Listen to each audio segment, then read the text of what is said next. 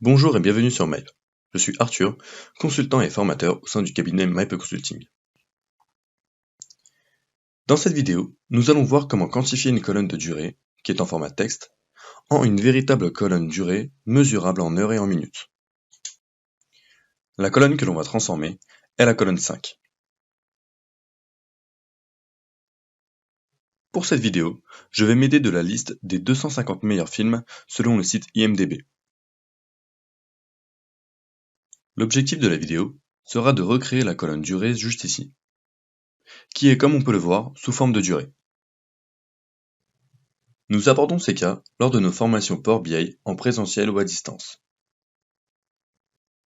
Avant de commencer la vidéo, n'oubliez pas de vous abonner à notre chaîne YouTube pour plus de vidéos sur Power BI.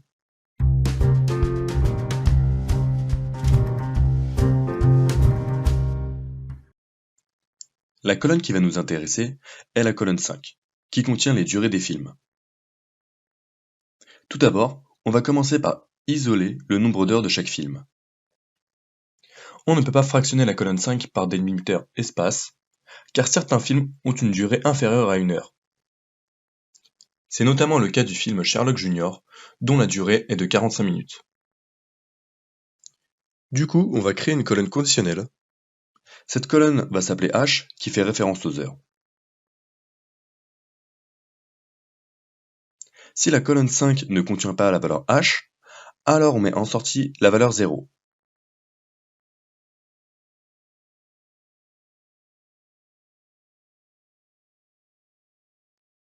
Sinon, on va extraire grâce à la fonction text.start le premier caractère de la colonne 5.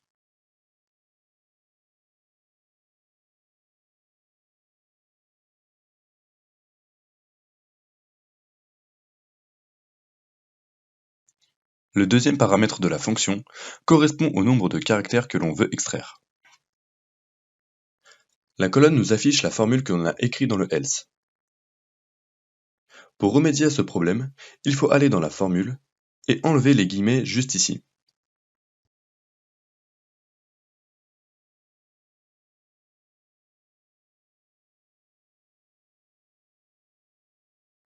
Grâce à cette colonne conditionnelle, on a extrait le nombre d'heures de tous les films.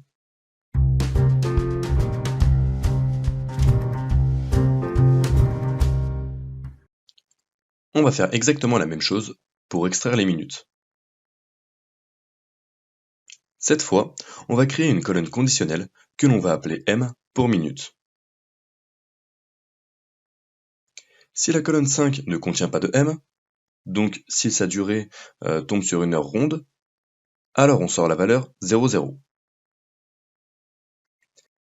C'est ce qui arrive avec le film Oppenheimer, qui dure précisément 3 heures et 0 minutes.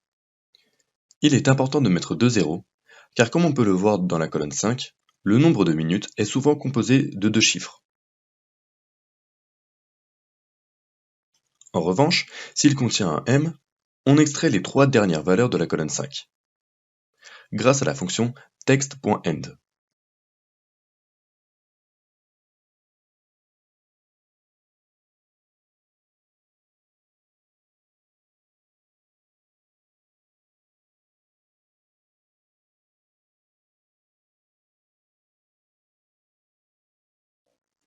Encore une fois, on enlève les guillemets dans la barre de la formule.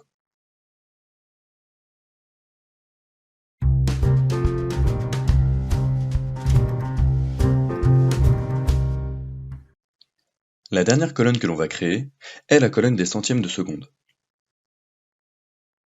Comme la colonne 5 ne nous informe pas sur le nombre de centièmes de seconde des films, alors on va créer une colonne personnalisée qui sera remplie de 0.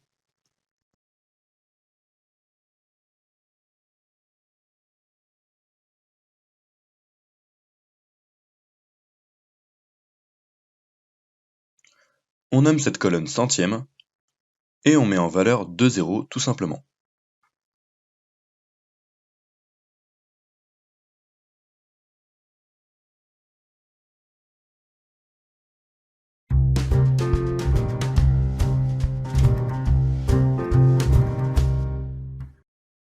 Maintenant, il faut éliminer les M dans la colonne de minutes.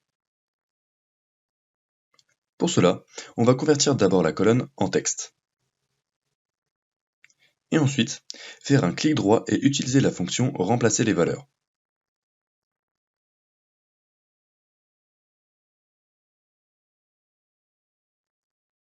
La valeur recherchée, c'est M, et on la remplace par 1.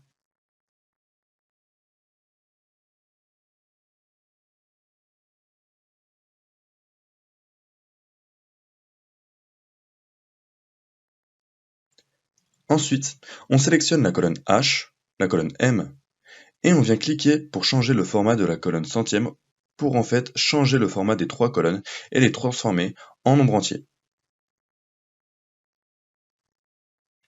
Enfin, on reste avec les 3 colonnes que l'on a sélectionnées et on fait un clic droit pour fusionner les colonnes.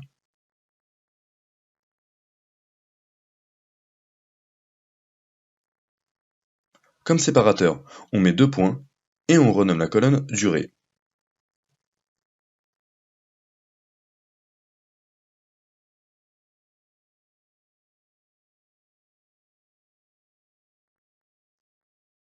On n'a plus qu'à modifier le type de la colonne en durée et le travail est terminé. Vous savez désormais comment quantifier une colonne durée au format texte pour la convertir en heures et en minutes. Merci d'avoir regardé la vidéo, à la prochaine.